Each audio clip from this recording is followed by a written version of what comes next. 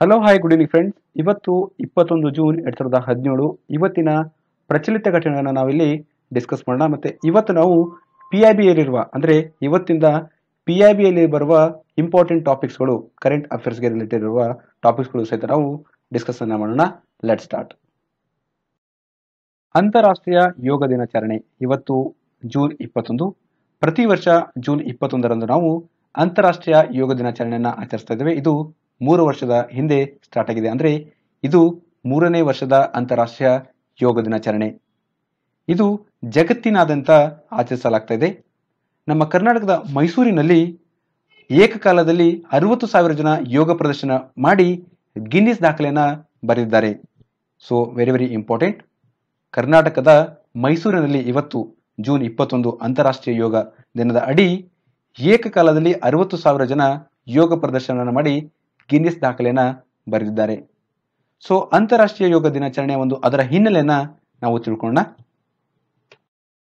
ವಿಶ್ವ ಯೋಗ ದಿನವನ್ನ, ಅಂತಾರಾಷ್ಟ್ರೀಯ ಯೋಗ ದಿನವನ್ನ ಜೂನ್ 21ರಂದು ಆಚರಿಸುವಂತ ವಿಶ್ವಸಂಸ್ಥೆಯ ಸಾಮಾನ್ಯ ಸಭೆ 2014ರ ಡಿಸೆಂಬರ್ನಲ್ಲಿ ಘೋಷಣೆ ಆಯಿತು.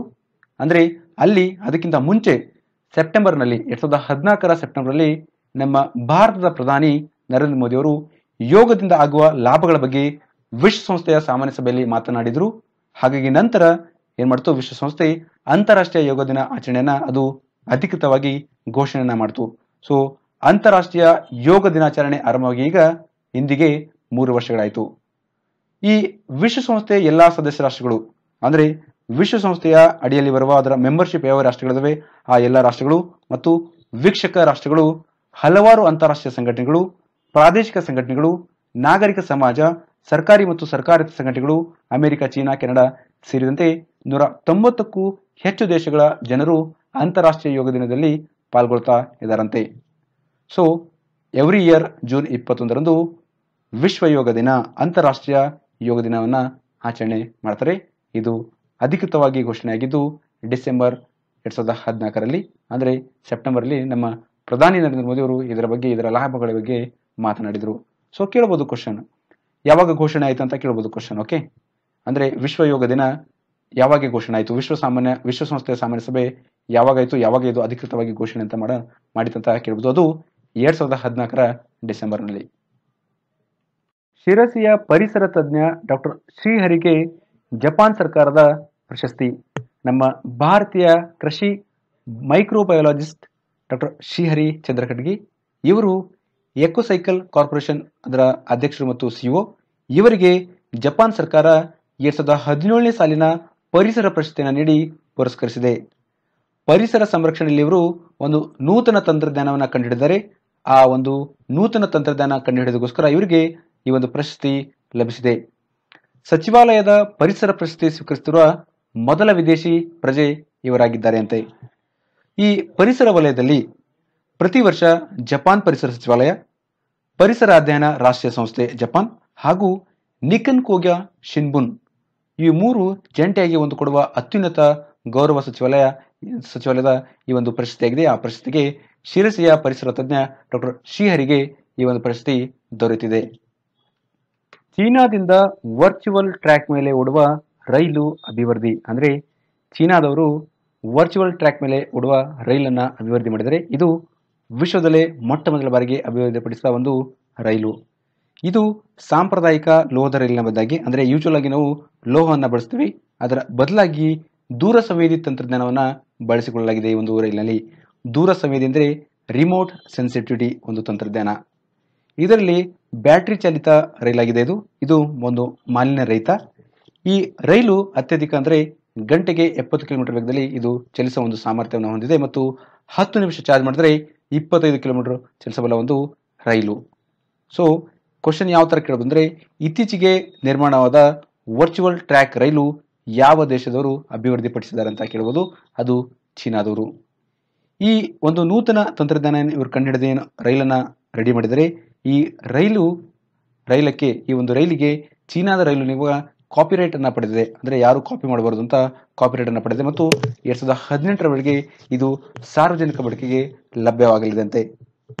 ಸೊ ಈ ಒಂದು ಹೊಸ ರೈಲು ಸುಮಾರು 25 ವರ್ಷ ಕಾಲ ಬಾಳಿಕೆ ಬರುತ್ತಂತ ನಿರೀಕ್ಷೆಯನ್ನ ಮಾಡಲಾಗಿದೆ. ಇದು ಚೀನಾದ ಜುಹೋ ನಗರದಲ್ಲಿ ಮೊಟ್ಟ ಮೊದಲ ಬಾರಿಗೆ ಬಳಸಲಾಗುತ್ತದಂತೆ. ಬಾಲಿವುಡ್ ನಟ ಅಮಿತಾಬ್ ಬಚ್ಚನ್ ಜಿಎಸ್ಟಿ ಪ್ರಚಾರ ರಾಯಭಾರಿಯಾಗಿ ಆಯ್ಕೆ. ಕೇಂದ್ರ ಸರ್ಕಾರದ ಕೇಂದ್ರ ಅಬಕಾರಿ ಮತ್ತು ಸೀಮಾ ಸುಂಕ ಮಂಡಳಿ ಅಮಿತಾಬ್ ಬಚ್ಚನ್ ಅವರನ್ನ ಜಿಎಸ್ಟಿ ಪ್ರಚಾರ ರಾಯಭಾರಿಯಾಗಿ ನೇಮಕ ಮಾಡಿದೆ. ಜಿಎಸ್ಟಿ ಸರಕು ಮತ್ತು ಸೇವಾ ತೆರಿಗೆ ಇದು ಜುಲೈ 1ರಿಂದ ಜಾರಿಗೊಳ್ತಾ ಇದೆ. ಆ ಒಂದು ನಿಟ್ಟಿನಲ್ಲಿ ಇದರ ಬಗ್ಗೆ ಅವೇರ್ನೆಸ್ ಅನ್ನ ಕೊಡೋದಕ್ಕೆ ಪ್ರಚಾರವನ್ನ ಮಾಡೋದಕ್ಕೋಸ್ಕರ ಅಮಿತಾಬ್ ಬಚ್ಚನ್ ಅವರನ್ನ ಜಿಎಸ್ಟಿ ಪ್ರಚಾರ ರಾಯಭಾರಿಯಾಗಿ ಕೇಂದ್ರ ಅಬಕಾರಿ ಮತ್ತು ಸೀಮಾ ಸುಂಕ ಮಂಡಳಿ ನೇಮಕವನ್ನ ಮಾಡಿದೆ. ಅದು ಅಧಿಕೃತವಾಗಿ ಘೋಷಿಸಿದೆ. ಜಿಎಸ್ಟಿ ಒಂದು ದೇಶ ಒಂದು ತೆರಿಗೆ ಒಂದು ಮಾರುಕಟ್ಟೆ ಸೃಷ್ಟಿಸುವ ಮಹತ್ವದ ನಿರ್ಧಾರವಾಗಿದೆ. ಈ ಒಂದು ಸಂದೇಶವನ್ನ ಪ್ರಚಾರ ಮಾಡುವ ಸಲುವಾಗಿ ಅಮಿತಾಬ್ ಬಚ್ಚನ್ ಅವರನ್ನ ಪ್ರಚಾರ ರಾಯಭಾರಿಯಾಗಿ ನೇಮಕ ಮಾಡಲಾಗಿದೆ. F-16 ವಿಮಾನಗಳ ತಯಾರಿಕೆಗೆ ಲಾಕ್ಹೀಡ್ ಟಾಟಾ ಒಪ್ಪಂದ. ಲಾಕ್ಹೀಡ್ ಮಾರ್ಟಿನ್ ಇದೊಂದು ಕಂಪನಿ ಮತ್ತು ನಮ್ಮ ಭಾರತದ ಟಾಟಾ ಅಡ್ವಾನ್ಸ್ ಸಿಸ್ಟಮ್, ಈ ಎರಡೂ ಉಭಯ ಕಂಪನಿಗಳು ಭಾರತದಲ್ಲಿ F-16 ಯುದ್ಧ ವಿಮಾನಗಳನ್ನು ಉತ್ಪಾದಿಸುವ ಕುರಿತು ಒಪ್ಪಂದಕ್ಕೆ ಸಹಿಯನ್ನ ಮಾಡಿವೆ. ಈ ಒಂದು ಒಪ್ಪಂದವನ್ನ ಪ್ಯಾರಿಸ್ ವಾಯು ಪ್ರದೇಶದಲ್ಲಿ ಅಲ್ಲಿ ಸಹಿ ಮಾಡಲಾಗಿದೆ ಉಭಯ ಕಂಪನಿಗಳು. ಈ ಒಂದು ಮಾಹಿತಿಯನ್ನು ಅವರು ಘೋಷಣೆ ಮಾಡಿದ್ದಾರೆ. ಲಾಕ್ಹೀಡ್ ಮಾರ್ಟಿನ್ ಇದು ಒಪ್ಪಂದ ಮಾಡೋಕ್ಕೆ ಮುಖ್ಯ ಕಾರಣ ಎಂದರೆ ಈ ಟಾಟಾ ಜೊತೆ ಭಾರತದ ಸೇನಾಪಡೆಯ ಶತಕೋಟಿ ಡಾಲರ್ ಮೌಲ್ಯದ ಕಾರ್ಯಾದೇಶವನ್ನ ಲಾಕ್ಹೀಡ್ ಮಾರ್ಟಿನ್ ಪಡೆಯಲಿದೆ. ಆ ಒಂದು ನಿಟ್ಟಿನಲ್ಲಿ ಲಾಕ್ಹೀಡ್ ಮಾರ್ಟಿನ್ ಟಾಟಾ ಜೊತೆ ಸಹಭಾಗಿತ್ವ ಹೊಂದಿ F-16 ಯುದ್ಧ ವಿಮಾನಗಳನ್ನು ಉತ್ಪಾದಿಸಲು ಅದರ ಕುರಿತು ಒಪ್ಪಂದಕ್ಕೆ ಸಹಿಯನ್ನ ಮಾಡಿದೆ. ಲಾಕ್ಹೀಡ್ ಮಾರ್ಟಿನ್ ಇದು ವಿಶ್ವದ ಅತಿದೊಡ್ಡ ಬಾಹ್ಯಾಕಾಶ ರಕ್ಷಣಾ ಭದ್ರತಾ ಹಾಗೂ ಅತ್ಯಾಧುನಿಕ ತಂತ್ರಜ್ಞಾನಗಳನ್ನು ಅಭಿವೃದ್ಧಿಗೊಳಿಸುವ ಒಂದು ಸಂಸ್ಥೆ. ಇದು ವಿಶ್ವಾದ್ಯಂತ ವಹಿವಾಟನ್ನ ಹೊಂದಿದೆ. ಈ ಒಂದು ಲಾಕ್ಹೀಡ್ ಮಾರ್ಟಿನ್ ಕಂಪನಿಯ ಕೇಂದ್ರ ಕಚೇರಿ ಮೆರಿಲ್ಯಾಂಡ್ನಲ್ಲಿದೆ. ಈ ಕಂಪನಿಯು 1995 ಅಲ್ಲಿ ಲಾಕ್ಹೀಡ್ ಕಾರ್ಪೊರೇಷನ್ ಮತ್ತು ಮಾರ್ಟಿಲ್ ಮೆರಿಟಾ ಮಿಲ್ನೊಂದಿಗೆ ಸ್ಥಾಪನವನ್ನ ಆಗಿದೆ.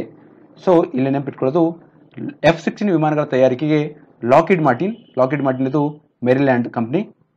ಇದು ಮತ್ತು ನಮ್ಮ ಭಾರತದ ಟಾಟಾ ಅಡ್ವಾನ್ಸ್ ಸಿಸ್ಟಮ್ ಎರಡು ಒಪ್ಪಂದವನ್ನು ಮಾಡಿವೆ ಈ ಒಂದು F-16 ಯುದ್ಧ ವಿಮಾನಗಳನ್ನು ಉತ್ಪಾದಿಸುವ ಕುರಿತು. TIR ಒಪ್ಪಂದಕ್ಕೆ ಭಾರತ ಅನುಮೋದನೆ. TIR ಅಂದ್ರೆ ಟ್ರಾನ್ಸ್ಪೋರ್ಟ್ ಇಂಟರ್ನ್ಯಾಷನಲ್ ರೂಟ್ಸ್. ಈ ಒಪ್ಪಂದಕ್ಕೆ ವಿಶ್ವಸಂಸ್ಥೆಯ ಟ್ರಾನ್ಸ್ಪೋರ್ಟ್ ಇಂಟರ್ನ್ಯಾಷನಲ್ ರೂಟ್ಸ್ ಒಪ್ಪಂದಕ್ಕೆ ನಮ್ಮ ಭಾರತ 71ನೇ ದೇಶವಾಗಿ ಸಹಿಯನ್ನ ಮಾಡಿ ರೂಪುಗೊಂಡಿದೆ. ಇದು ಭಾರತದ ಮಹತ್ವಾಕಾಂಕ್ಷಿ ಬಹುದ ಮಾದರಿ ಸಾರಿಗೆ ತಂತ್ರದ ಒಂದು ಭಾಗವಾಗಿ ಈ ಮಹತ್ವದ ಒಪ್ಪಂದಕ್ಕೆ ಅಂದರೆ ಈ ಒಂದು ಮಹತ್ವದ ಒಪ್ಪಂದದ ಭಾಗವಾಗಿ ನಮ್ಮ ಭಾರತ ಈ ಒಂದು TIR ಟ್ರಾನ್ಸ್ಪೋರ್ಟ್ ಇಂಟರ್ನ್ಯಾಷನಲ್ ರೂಟ್ಸ್ಗೆ ಸೇರಿಕೊಂಡಿದೆ. ಇದರ ಮುಖ್ಯ ಉದ್ದೇಶ ಏನಂದ್ರೆ ಈ ಒಂದು ಇಂಟರ್ನ್ಯಾಷನಲ್ ರೂಟ್ಸ್ ಒಪ್ಪಂದಕ್ಕೆ ಸಹಿ ಹಾಕದ ಮುಖ್ಯ ಉದ್ದೇಶವೇನೆಂದ್ರೆ ನಮ್ಮ ಭಾರತದ ಆರ್ಥಿಕತೆಯನ್ನ ಜಾಗತಿಕ ಹಾಗೂ ಪ್ರಾದೇಶಿಕ ಉತ್ಪಾದನಾ ಜಾಲವನ್ನ ಒಗ್ಗೂಡಿಸುವ ನಿಟ್ಟಿನಲ್ಲಿ ಈ ಮಹತ್ವದ ಪಾತ್ರವನ್ನು ನಮ್ಮ ಭಾರತ ತೆಗೆದುಕೊಂಡಿದೆ. ಸೊ ಇದರಿಂದ ಉತ್ತಮ ಸಾರಿಗೆ ವ್ಯವಸ್ಥೆಗಳನ್ನ ಇದರಿಂದ ಸಾಧಿಸಬಹುದಾಗಿದೆ. ಸೊ ಹಾಗಾಗಿ ಈ ಒಪ್ಪಂದಕ್ಕೆ ನಮ್ಮ ಭಾರತ ಅಂದ್ರೆ TIR ಒಪ್ಪಂದಕ್ಕೆ ನಮ್ಮ ಭಾರತ ಅನುಮೋದನೆಯನ್ನ ನೀಡಿದೆ. 2016 ಮಾರ್ಚ್ನಲ್ಲಿ ಕೇಂದ್ರ ಸಚಿವ ಸಂಪುಟವು ಈ ಭಾರತದ ಅಂತಾರಾಷ್ಟ್ರೀಯ ಸರಕುಗಳ ಸಾಗಾಣಿಕೆ ಕುರಿತು TIR ಒಪ್ಪಂದಕ್ಕೆ ಸಹಿಯನ್ನ ಮಾಡಿತ್ತು. ಮತ್ತೆ ಈಗ ಅದಕ್ಕೆ ಅನುಮೋದನೆ ದೊರೆತು ಭಾರತದಲ್ಲಿ ಇನ್ನು 6 ತಿಂಗಳಲ್ಲಿ ಈ ಒಂದು ಹೊಸ ಒಪ್ಪಂದ ಜಾರಿಯಾಗಲಿದೆ ಅಂತ ವಿಶ್ವಸಂಸ್ಥೆ ಭರವಸೆಯನ್ನ ಕೊಟ್ಟಿದೆ. ಸೊ ಇನ್ನು ಮುಂದೆ ನಾವು ಈ ಒಂದು TIR ಬಗ್ಗೆ ತಿಳ್ಕೊಳ್ಳೋಣ. ಟ್ರಾನ್ಸ್ಪೋರ್ಟ್ ಇಂಟರ್ನ್ಯಾಷನಲ್ ರೂಟ್ಸ್ ಬಗ್ಗೆ ನಾವು ತಿಳ್ಕೊಳ್ಳೋಣ. Okay, TIR transport international roots ಇದು ಅಸ್ತಿತ್ವಕ್ಕೆ ಬಂದಿದ್ದು 1975ರಲ್ಲಿ. 1975ರಲ್ಲಿ ಜೆನೆವಾದಲ್ಲಿ TIR 1975ರ ಒಪ್ಪಂದಡಿ ಇದು ಜಾರಿಗೆ ಬಂತು. ಇದರ ಮುಖ್ಯ ಉದ್ದೇಶ ಏನಂದ್ರೆ ಅಂತಾರಾಷ್ಟ್ರೀಯ ಗಡಿಗಳಲ್ಲಿ ಸರಕುಗಳ ಸುಸಲಿತ ಸಾಗಾಣಿಕೆ ಕಾರ್ಯವಿಧಾನವನ್ನ ಅನುಸರಿಸುವುದು. ಅಂದ್ರೆ ಅಂತಾರಾಷ್ಟ್ರೀಯ ಗಡಿ ಏನಿದೆ ಅಲ್ಲಿ ಈ ವಸ್ತುಗಳು ನಾವು ಸಾಗಾಣಿಕೆ ಮಾಡಬೇಕಾದ್ರೆ ಅಲ್ಲಿ ಹೆಚ್ಚಿನ ಸಮಯವನ್ನು ತಗೊಂಡು ಚೆಕ್ ಅನ್ನ ಮಾಡ್ತಾರೆ. ಈ ವೆಹಿಕಲ್ಸ್ ಇರ್ಬೋದು, ಸೀಲ್ಡ್ ವೆಹಿಕಲ್ಸ್ ಇರ್ಬೋದು, ಕಂಟೈನರ್ಸ್ ಇರ್ಬೋದು, ಅಥವಾ ಯಾವುದೇ ಒಂದು ಸಾಗಾಣಿಕೆಗೆ ಸರಕುಗಳಿಗೆ ಸಂಬಂಧಪಟ್ಟ ಒಂದು ವಿಷಯಗಳು ಇರ್ಬೋದು, ಅಡ್ಮಿನಿಸ್ಟ್ರೇಟಿವ್ ಇರ್ಬೋದು, ಆ ಸಂಬಂಧಪಟ್ಟ ಕೆಲಸಗಳನ್ನ ಇನ್ನೂ ಬಹಳ ಸುಸಲಿತವಾಗಿ ಮಾಡೋಕ್ಕೋಸ್ಕರ ಈ ಟ್ರಾನ್ಸ್ಪೋರ್ಟ್ ಇಂಟರ್ನ್ಯಾಷನಲ್ ರೂಟ್ಸ್ ಅನ್ನ ಒಪ್ಪಂದವನ್ನ ಮಾಡಿಕೊಂಡಿದ್ದಾರೆ. ಈ ಒಂದು ಒಪ್ಪಂದದ ಅಡಿಯಲ್ಲಿ ಟೋಟಲ್ ಆಗಿ ಇಲ್ಲಿವರೆಗೆ ಅಂದ್ರೆ 71 ದೇಶಗಳು, ಇಲ್ಲಿ ಮುಂಚೆ 70 ದೇಶಗಳಿದ್ವು. ಈಗ ನಮ್ಮ ಭಾರತ ಕೂಡ ಈ ಒಂದು ಟ್ರಾನ್ಸ್ಪೋರ್ಟ್ ಇಂಟರ್ನ್ಯಾಷನಲ್ ರೂಟ್ಸ್ ಒಪ್ಪಂದಕ್ಕೆ ಸಹಿಯನ್ನು ಹಾಕಿ 71ನೇ ದೇಶವಾಗಿ ಇದರ ಭಾಗವಾಗಿದೆ.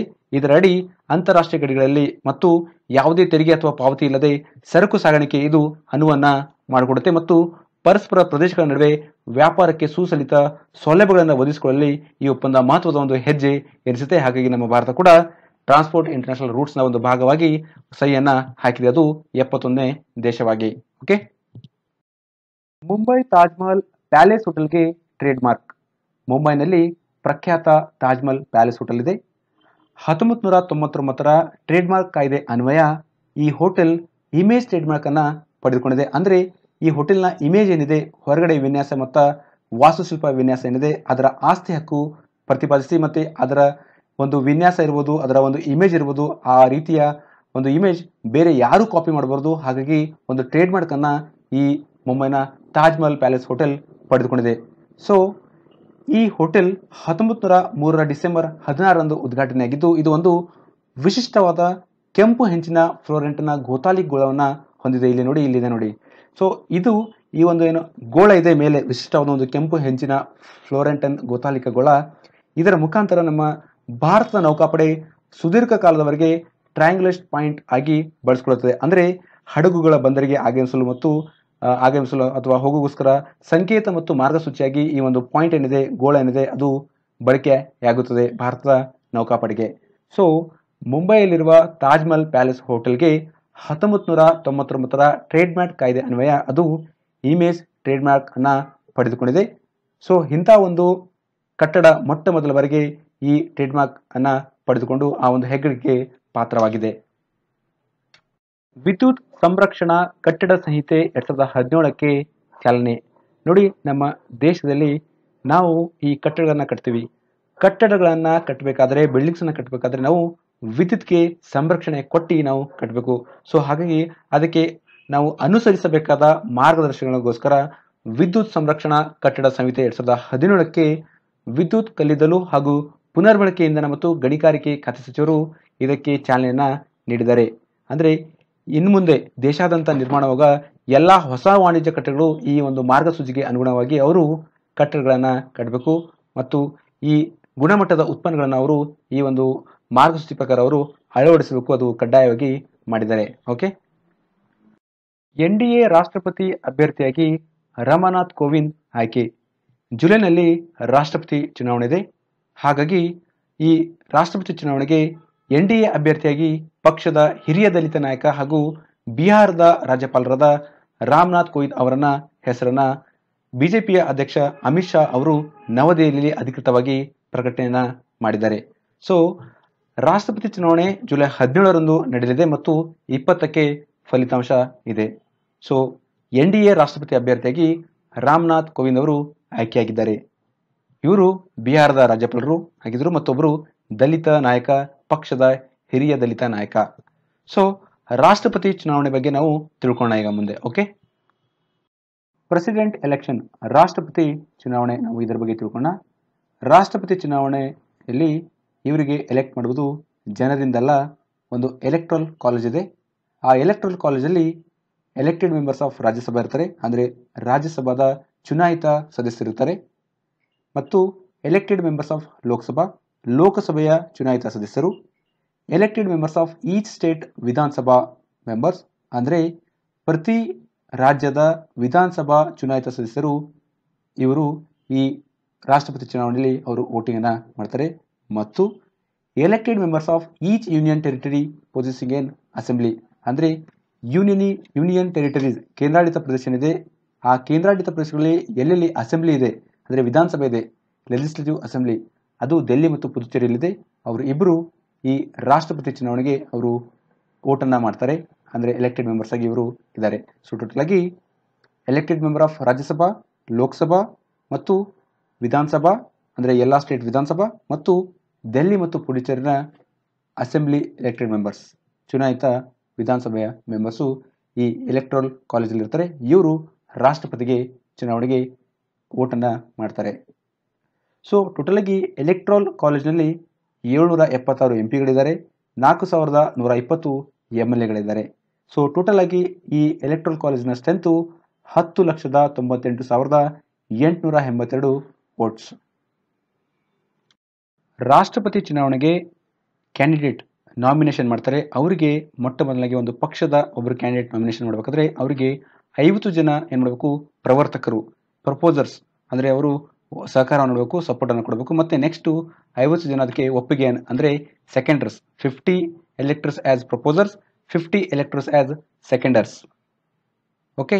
ನಂತರ ಈ ಒಂದು ರಾಷ್ಟ್ರಪತಿ ಚುನಾವಣೆ ಏನಿದೆ ಇದು ಒಂದು ಸಿಂಗಲ್ ಟ್ರಾನ್ಸ್ಫರ್ ವೋಟ್ ಮೆಥಡಿಂದ ಆಗುತ್ತೆ.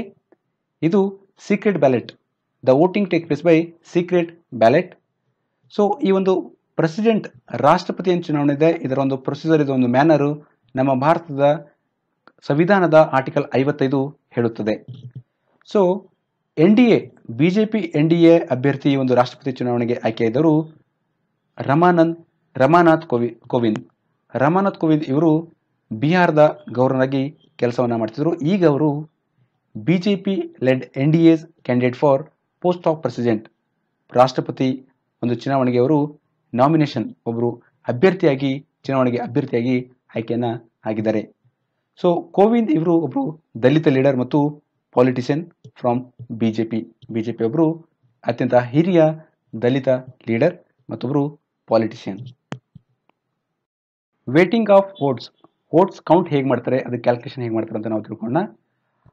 ನಮ್ಮ ಭಾರತದ ಸಂವಿಧಾನದ 52ನೇ ಆರ್ಟಿಕಲ್ ಈ ವ್ಯಾಲ್ಯೂ ಆಫ್ ವೋಟ್ಸ್ ಬಗ್ಗೆ ಅದು ಹೇಳ್ಕೊಡುತ್ತೆ, ಸ್ಪೆಸಿಫೈ ಆಗಿದೆ ಈ ಒಂದು ನಮ್ಮ ಭಾರತ ಸಂವಿಧಾನದಲ್ಲಿ.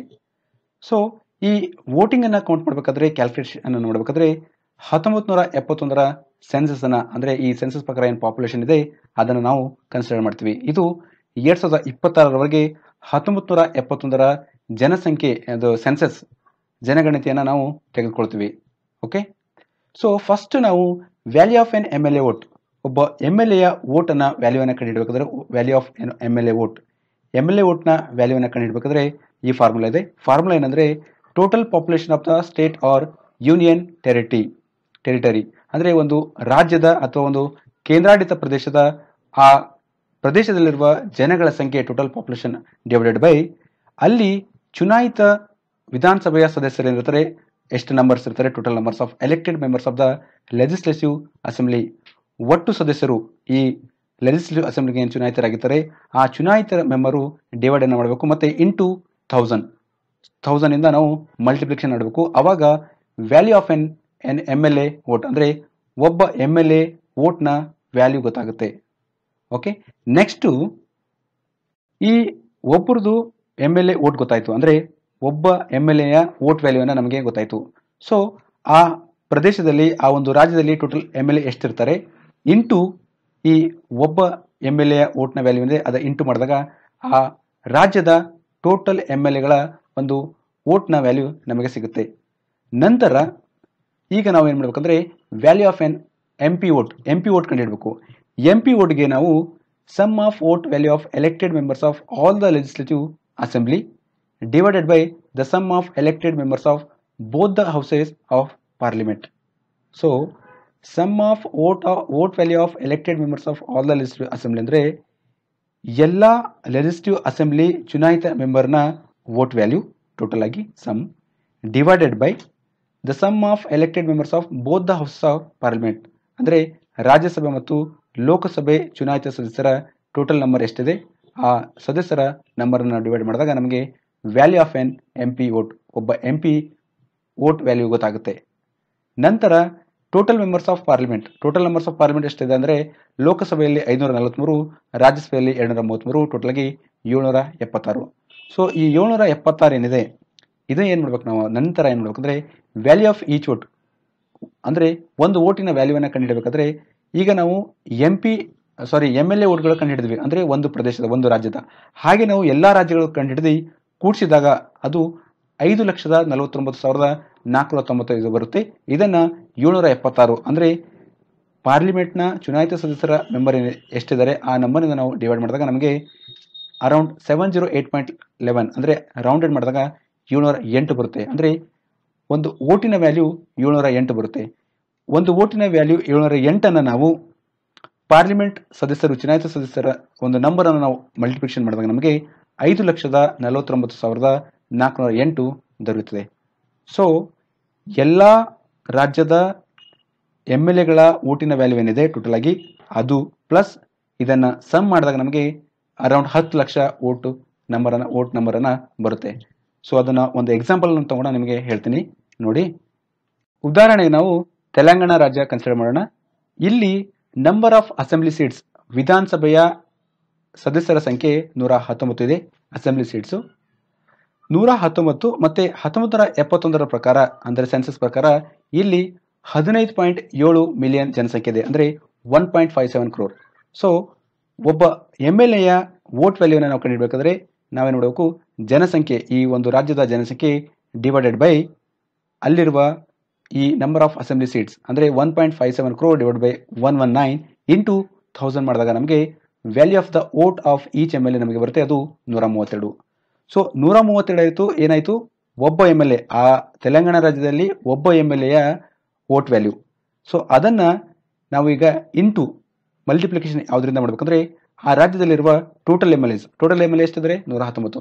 ಸೊ 119 ಇಂಟು 132 ಮಾಡಿದಾಗ 15,708 ಬಂತು. ಸೊ ಇದೇ ರೀತಿ ನಾವು ಎಲ್ಲ MLAಗಳು ಅಂದರೆ ಎಲ್ಲ ಪ್ರದೇಶದಲ್ಲಿರುವ ಎಲ್ಲ ರಾಜ್ಯಗಳಲ್ಲಿರುವ MLAಗಳನ್ನ ಒಂದು ವ್ಯಾಲ್ಯೂವನ್ನು ಕಂಡುಹಿಡಿದಾಗ ನಮಗೆ total value of votes of all MLAs ಎಷ್ಟು ಬರೋದಂದರೆ 5,49,495. ನಂತರ ಏನು ಮಾಡಬೇಕು, ನಮಗೀಗ ಒಬ್ಬ MP ಯ ವೋಟ್ ವ್ಯಾಲ್ಯೂ ಕಂಡುಹಿಡಬೇಕಾದ್ರೆ ಫಸ್ಟ್ ನಾವೇನು ಮಾಡಬೇಕು, ಈ total value of vote of all MLAs ಇದೆಯಲ್ಲ ಅದು ಬರ್ಕೊಳ್ಬೇಕು, 5,49,495 divided by total number of MPs, Lok Sabha ಮತ್ತು ರಾಜ್ಯಸಭಾ ಕೂತ್ಕೊಂಡು 776 ಇದ್ದಾರೆ, ಅದು ಡಿವೈಡ್ ಮಾಡಿದಾಗ ನಮಗೆ 708 ಬರುತ್ತೆ. ಈ 708 ಏನಾಯಿತು, ಒಬ್ಬ MP ಯ ವೋಟ್ ವ್ಯಾಲ್ಯೂ ಆಯಿತು.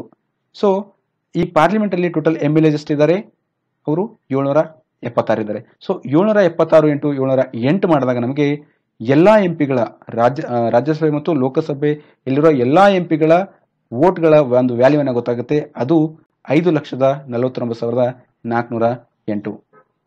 ಸೊ ಮತ್ತೆ ಈ 5,49,495 ಪ್ಲಸ್ ಮಾಡಿದಾಗ ನಮಗೆ ನೋಡಿ ನೆಕ್ಸ್ಟ್ ಸ್ಲೈಡಲ್ಲಿ total value of MLA votes in 2017.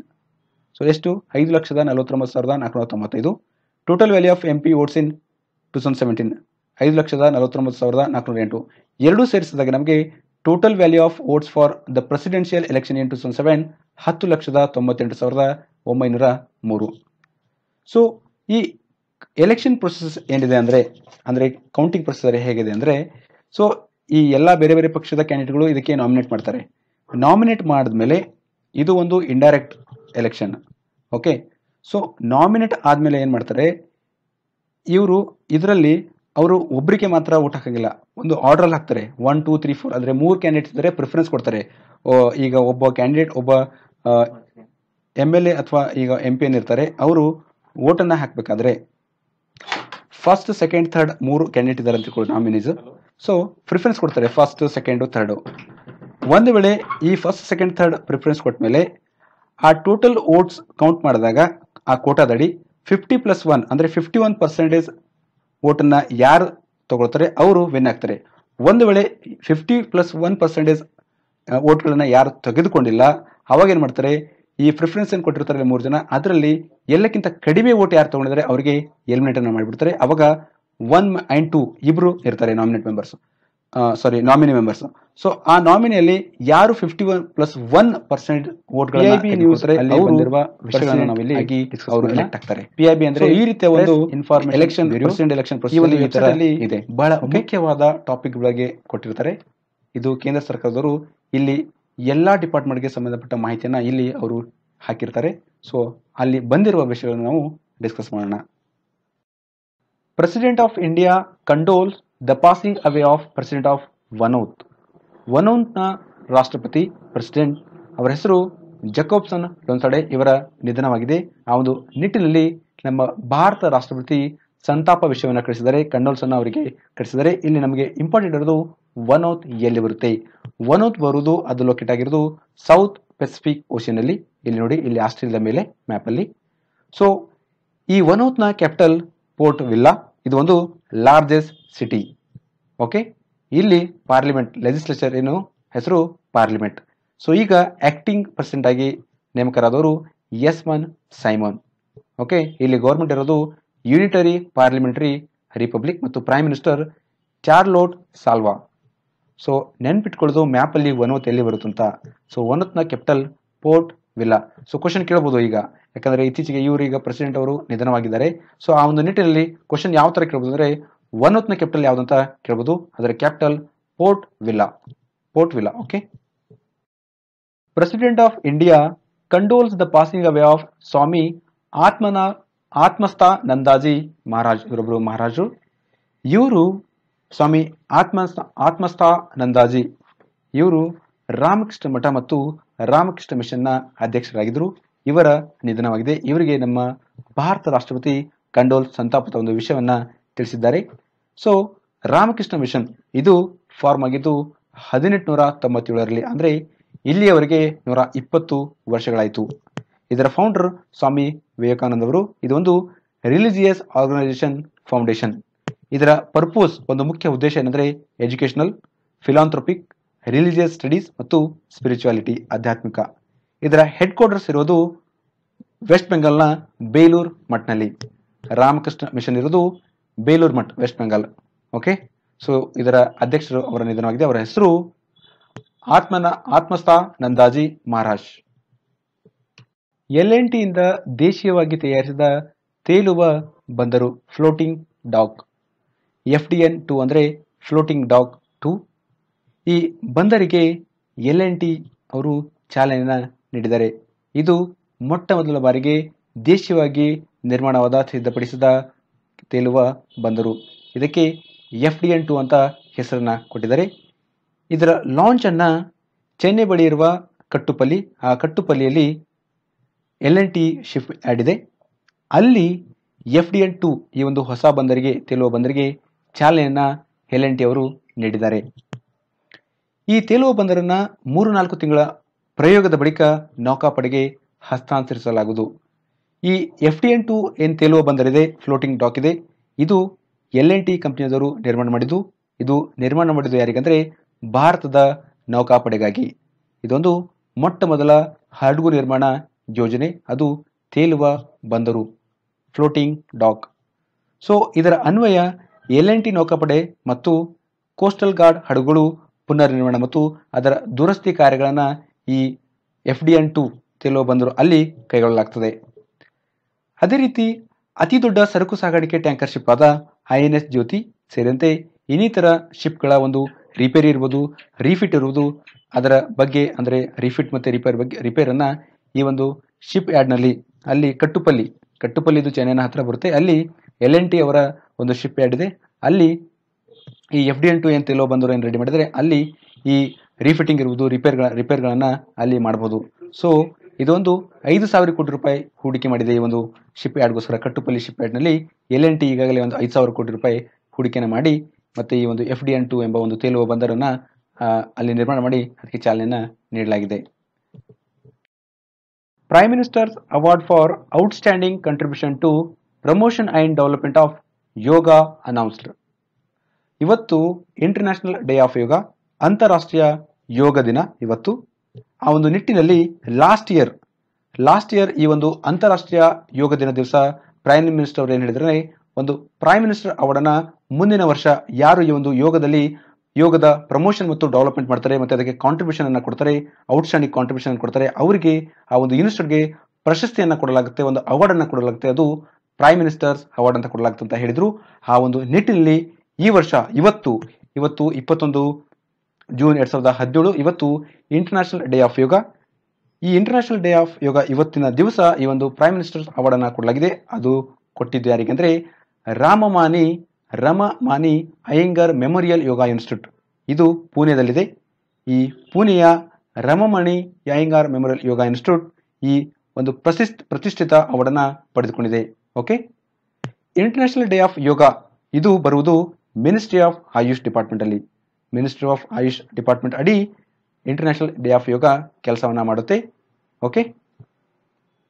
Asian development bank ADB, ನಮ್ಮ ಭಾರತ ಸರ್ಕಾರ ಮತ್ತು ಏಷಿಯನ್ ಡೆವಲಪ್ಮೆಂಟ್ ಬ್ಯಾಂಕ್ $275 ಮಿಲಿಯನ್ ಲೋನ್ಗೆ ಸಹಿಯನ್ನ ಹಾಕಲಾಗಿದೆ.